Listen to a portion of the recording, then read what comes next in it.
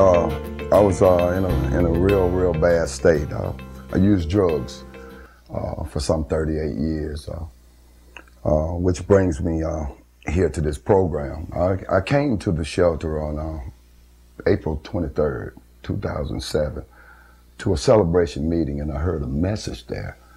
You know, there was a meeting in place when I got there, and they told me if I would listen, I would probably be able to get me some help. They also told me about some of the staff there, and if I was willing to listen, I would probably be able to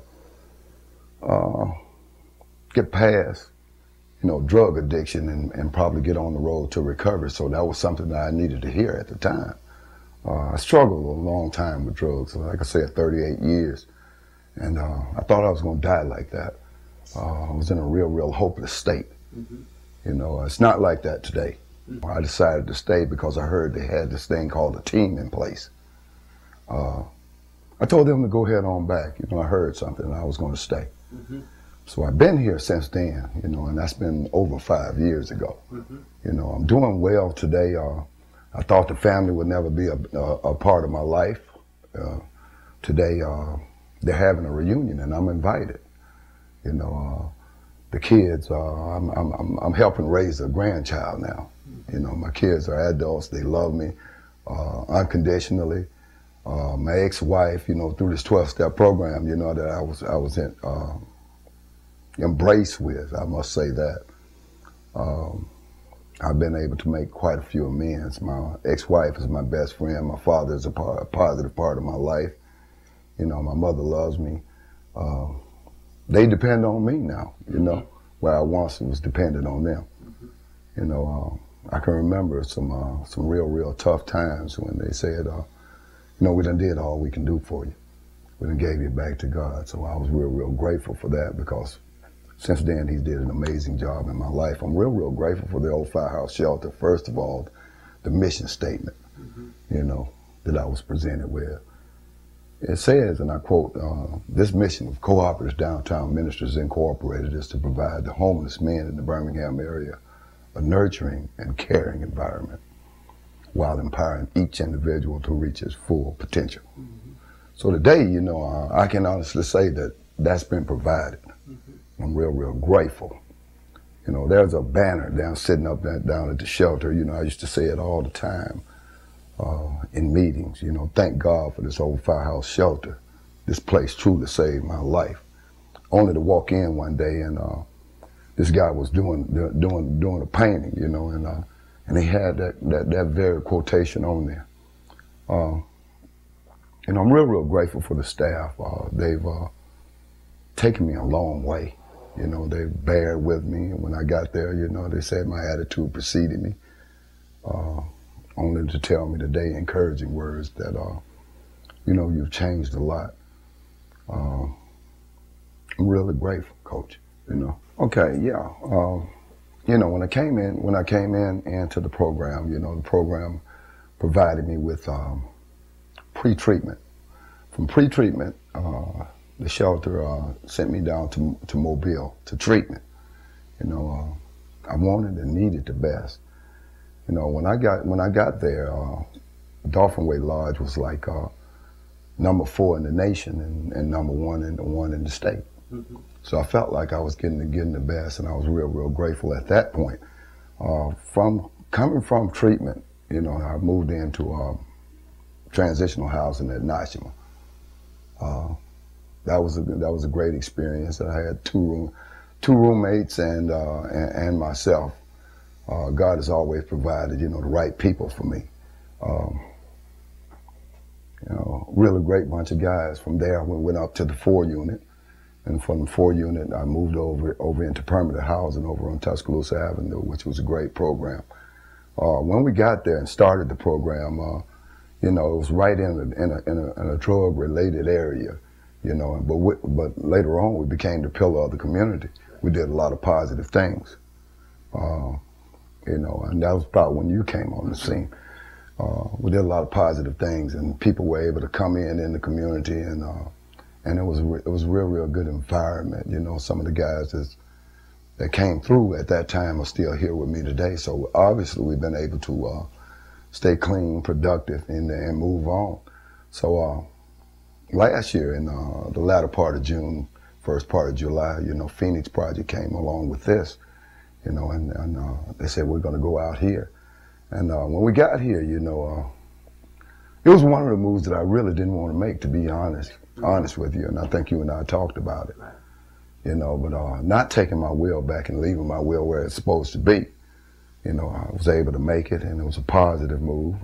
It moved me away from some things, and I've been able to just stay on track. Around about the time I got here, I was faced with another dilemma. My mother was sick with cancer, and I talked with case management, and they were able to advise me, just to keep doing what I'm doing. What I had been doing was well. I've been able to stay clean. They trusted me. I went and took the vacation and came back, and they didn't even drug test me. Not right then, they said, well, that's Irv, So what I struggled with was trust, and you and I talked about it, and I saw that, I knew one thing, that in order to get some trust, I had to give some, and they turned around and did the same thing for me. They trusted me, and I was real grateful. I felt great, right. That was one of the things, so, the barriers, the walls that started coming down, so today, and just the other day, in a house meeting, I was presented an award, Resident of the Month, and that's a great achievement for me.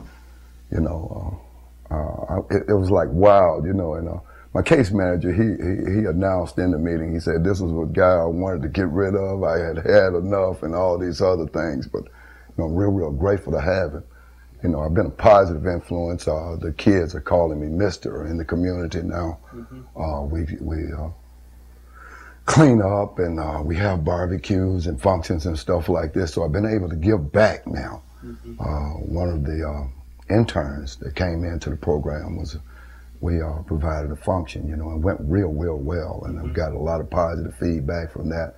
So all these things are continuing to encourage me. Good. What's the future hold for you? The future holds is really bright. I'm one of those that thought they was going to die in active addiction. I'm doing the things that God wanted me to do. Like right now, I'm cutting hair. That was a good thing for me. And Princeton, I appreciate it, your patience. But this was one of the gifts that God has given me, that I spent way too much time giving back, to the adversary. I took the very gift that God had given me and turned it around. So today I'm able to do these things. I want to get back into my artwork. There's quite a few guys that are on a positive roll, so I'm real grateful to have the opportunity to work with and encourage, just like someone did for me. That's pretty much it. I'm mentoring kids in the schools. You think about me, I'm a drug addict, mentoring now. Right. I'm real grateful.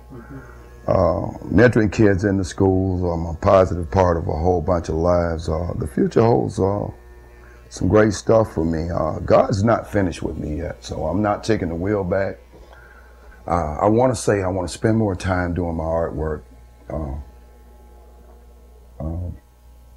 I want to continue to be a positive person and influence in lives. That's whatever God wants to do with me, Coach. He's the man. Yeah. I'm careful to give him all the praise and the glory. I'm real grateful for what this program has done for me. And you guys keep doing what you're doing. Let me encourage y'all. If you need me anywhere on this journey, feel free. Great. Because appreciate it. Well, yeah. I mean, that was the same thing the way we met. When we met, you said, I'll be fair. And just being fair, someone to treat me fair, is enough. God's grace is sufficient enough for me, so I know he's doing all the driving. But these are my babies. These are my babies, and they have all got some special meaning to me. A whole lot of them sentimental. I also got my whole family Bible. This is my grandmother's Bible. I was able to retrieve it. They thought I should have it, I thought I should have it, but it's a piece. There's nothing in it. I'm going to get a chance to do the story, you know. I'm going to get a chance to do the whole story, you know. But that was one of her prized possessions. I also have another one in my bedroom, which is real, real nice. I've accomplished all these things here, right here in recovery. That's my baby, my stereo. All the plants, I haven't been able to name them. There's some 34 plants in the house. So why are plants so special to you? Well, they told me if I could give them life or help them live, I stood a pretty good chance on helping myself live. You know, if I could keep them alive, I could probably do it for me. You know, so that was one of the positive things. They also suggested that I might get a fish or something like that. I've had a few betas. You know, I kept them around a year or so. You know, they last, and I had to give them a quick burial at sea, you know. Thank God it wasn't me, you know. If you give them a shot at living, if you can keep them alive, you stand a good chance on taking care of yourself. And that's been one of the things. So I've been able to raise them from babies. When I first got them, they all were like this right here. And now I got leads. When I first moved over here, you know, that was one of the things that happened in the move. One of the leads was broke, but it came all the way to the door from that corner right there.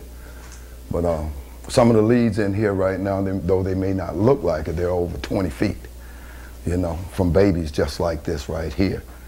I continue to, well, I gave away 3 yesterday, I gave away 2 the other day, you know. So I'm passing that same idea on, you know. In this bedroom, we got another computer here that we're building right now. Keith Knight, my roommate, great guy. You know, I have the opportunity of working with. We get along real well, and that's what was expected of us. They said, you guys need to get along, need to learn to get along. If you guys can get along in this environment, you stand a good chance on that one. You know, and that was early on, but I'm finding out that process does work.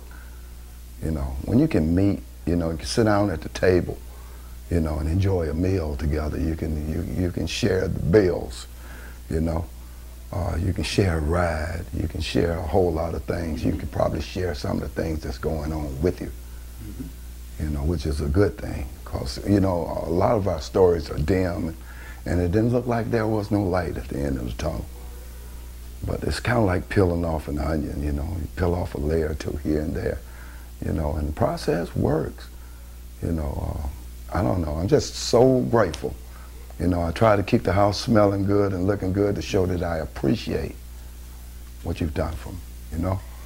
I need to do that. One last question. What kind of fan are you? Which football team do you follow? I can't tell. Roll Tide Roll. Yeah. Roll Tide Roll. I've been doing that one all my life, you know. And today I get a chance to be a Roll Tide fan. You know, I've been with them for a long time, you know, through quite a few championships. There's also a couple of other brothers in here. We you know, Mr. Paul down there. Y'all probably gonna get him. But the whole journey we've been together, you know, when we came here, you know, we always talked about getting back, you know, get down to Bryant Denny or something like this. Today I can do that. That was a time in my life when I couldn't. Well, it looks like to me you've earned your own championship. Well, to God be the glory, you know, and I must say that, you know. Thank you, but to God be the glory for everything that's being done in my life, you know. My prayer was, you know, if you'll get me out of this one, I'll serve you, you know. And that's what I tend to do every day now. I got a long way to go, you know. I may not be where I want to be, but I'm grateful to be where I'm at. But I sure ain't where I was, you know. I'm just so grateful, you know. I look forward to an opportunity, man, you know, to give something back to this program. You know, so you guys presenting yourself today, man, it's giving me an opportunity. That's just one way I can do it. So continue the journey, you know. Hopefully we can do this again sometime. Sure. And, Keep doing what you're doing. And we'll give you a progress report.